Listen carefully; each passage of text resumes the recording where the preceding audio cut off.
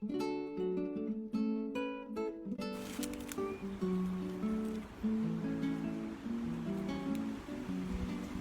everyone, I'm Julie Gee, the naturalist at Burr Oak State Park. Today I'd like to introduce you to nest boxes for birds. Putting up a nest box is a gratifying and rewarding way to support wild birds. With natural habitat disappearing, some bird species need our help. If you decide to put up a nest box, there are a few factors that are important to consider. The first is habitat. What type of habitat do you think you'd like to put this nest box in? Do you have a field, a forest, a mowed lawn? Is the box going to go in your backyard, at a library, at a park?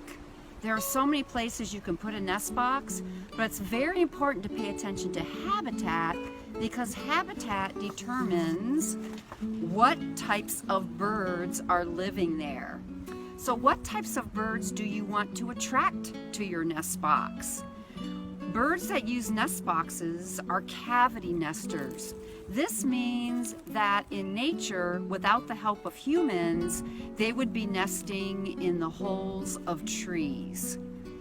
So you want to make sure that you have that type of bird, a cavity nester, near the nest box that you're going to put up. Let's go take a look now at some nest boxes that I have on my home property. When you install a nest box, it's important to consider the size of the box because each nesting bird species has a certain preference for the size of cavity that they use. So you have to make sure you have the right dimensions for the bird that you're trying to attract, and then not only the overall size of the box, but also the size of the entry hole into the box.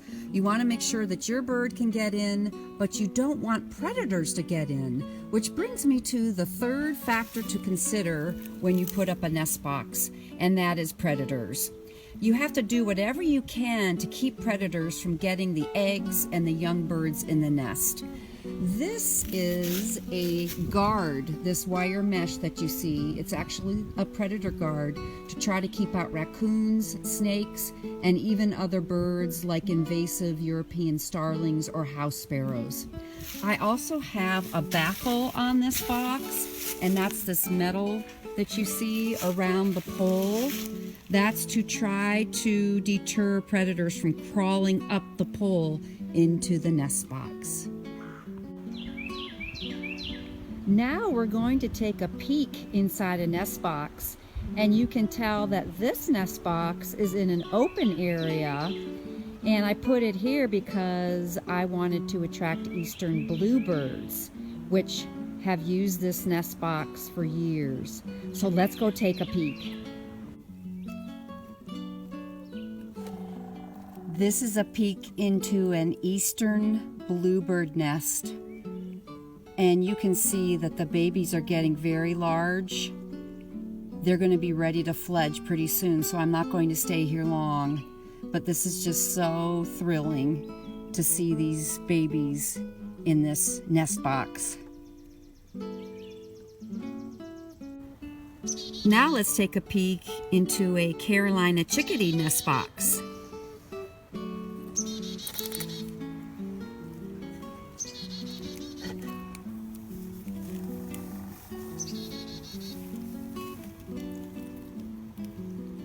There are the babies. They're pretty small. And you can hear Mama or Daddy's not happy with us, so we're gonna leave. The last factor that you'll want to consider if you decide to put up a nest box is monitor. You'll want to keep track of predators and see what's happening inside the nest box throughout the nesting season. And then of course you'll clean out that nest box at the end of the nesting season. I'm going to leave you today with a resource called Nest Watch from the Cornell Lab of Ornithology, which I've posted above. This site is chock full of information that you can use, and it also includes nest box plans for any bird species that you might want to attract. If you do decide to build your own nest box, I would encourage you to involve kids. This helps instill a love of nature with kids, and it can be your kids, it could be a Boy Scout or Girl Scout troop, it could be a youth group. Just get some kids involved. Thanks for joining me, folks. I hope you learned some things about nest boxes. If you have any questions, please post them below and I'd be happy to answer them. I will see you next time.